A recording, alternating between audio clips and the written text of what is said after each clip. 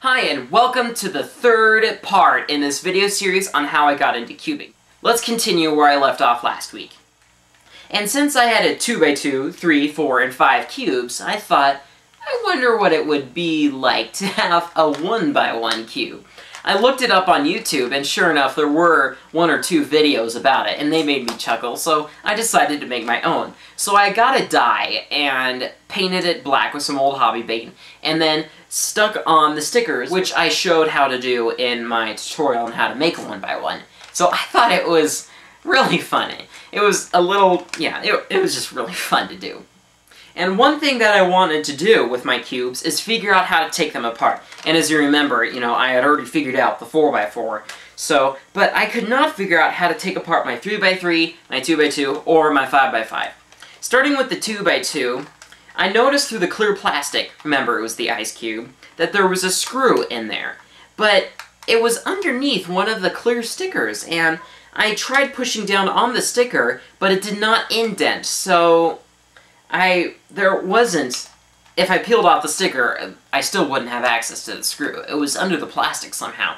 But then I finally figured out that there was a plastic tab on it that I could just pry off. And once I did that, I saw the screw. So I simply unscrewed it, and the whole thing came apart. And I reassembled it with, again, flying colors. Anyway. But next came the 3x3. Well, me and a friend one day were just checking it out, and I noticed on one of them that there was a hole in the corners. Just like on the 5x5, the V-Cube 5 or 7, this hole in it. And there was a plastic, like the plastic tab that covers it up, was tucked down inside the corner. So my friend got out his pocket knife and was able to take it out.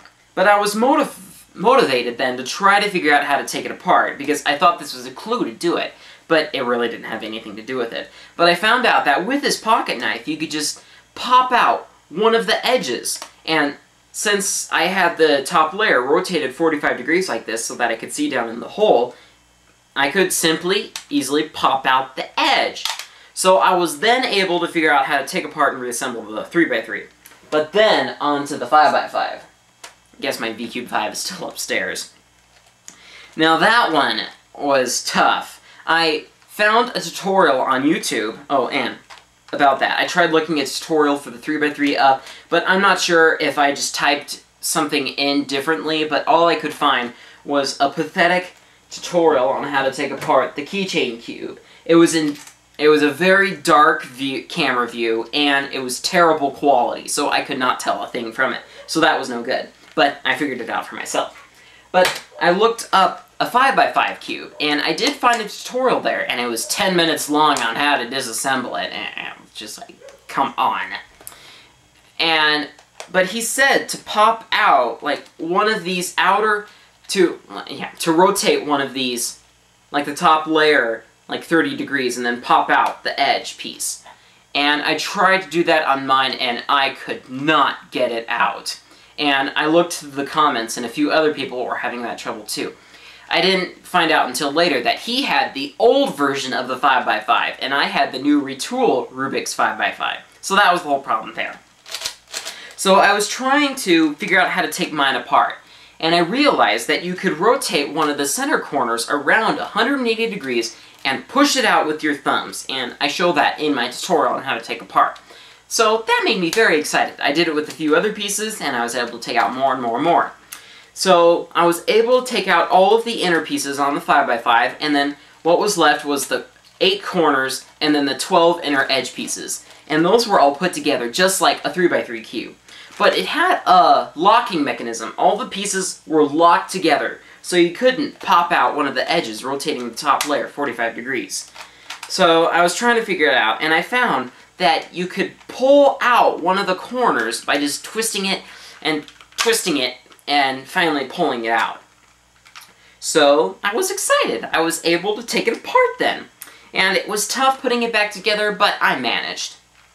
And then I got an idea. I had been looking through these YouTube videos on how to solve and how to take apart, and I thought, how about I just upload a series of videos on how to solve the 1x1 through the 5x5.